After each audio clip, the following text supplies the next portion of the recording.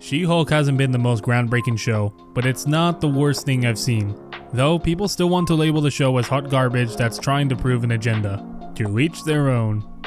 Now, I'm not here to argue whether the series is the equivalent of a napkin, chip, and penny, but I did want to talk about the elephant in the room. Daredevil, the man without fear. Fans of the original Netflix series have wished for Charlie Cox's character to enter into MCU canon for a very long time. It's regarded as one of the best productions from Marvel Studios, and to see him in Spider-Man No Way Home was honestly mind-blowing. But there's just one mistake Marvel has made, and it relates to Shehulkattorneyatlaw. Daredevil has appeared in a couple of trailers now. Once before the show aired, teasing his new costume colors, and in the mid-season promo. The lack of an appearance, with only 2 episodes before the series concludes, has had many people upset, to the point to where some would even be unsubscribing from Disney Plus just because he hasn't shown up yet. It should be noted, this is Jen's show first and foremost. Daredevil was never going to be the focal point, and anyone who actually thought that is just flat out wrong. But I can see the argument having a bit of merit from the marketing side. In my opinion, Daredevil should have been kept a secret from the trailers. On one hand, there's a squabble that the show needed to show him in order to draw in viewers because the rest of the show was considered crap, but I'd argue that a word of mouth would have still brought people in, especially once the helmet was shown. It's no secret, Daredevil returning in She-Hulk is definitely going to be the highlight of the show. It always was going to be. But it would have worked more if fans weren't feeling cheated each episode after they teased his cameo. I personally am fine with him being revealed late into the season, but the promos did kind of imply otherwise. The way that the show hammered in that Charlie Cox was returning as Daredevil made many viewers believe he was going to play a major role as far back as episode 5 or 6. Speculations arose that the two would team up to investigate Emil Blonsky after supposedly faking his rehabilitation. But now that's not the case. So now we are left to find out what gets Matt Murdock involved in the same affairs of Jennifer Walters, and to some, it makes them fear of a rushed plot development or ruined characterization given the difference in tone compared to his original show.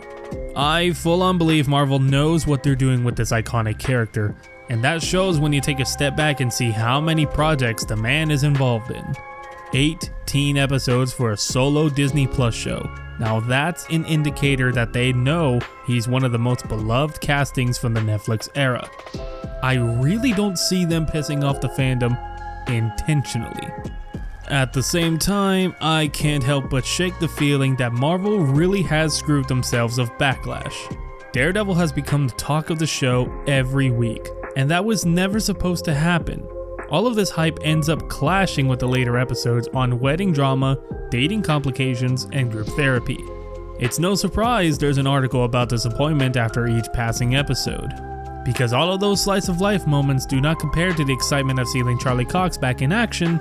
The show becomes less engaging by default for most viewers. She-Hulk is suffering from over expectations, but I don't blame the fans entirely. I personally don't mind about lesser known characters making cameo appearances, but then again the show is called Attorney at Law.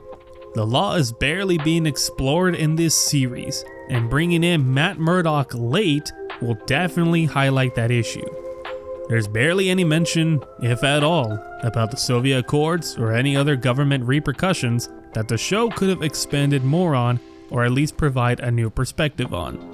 I was hoping the superhero law division would capitalize on this aspect of world building, as I'm sure the events of Endgame had to have shaken the lawful narrative in some capacity, and that's just a start. And yet, we are arguing about sham products and name trademarks because the writers admittedly do not know how to write courtroom scenes, which was always the pivotal element that enhanced Netflix's Daredevil. Which, speaking of, I gotta say, even I fell to expectations after the helmet was teased, but I don't mind waiting to see when he shows up.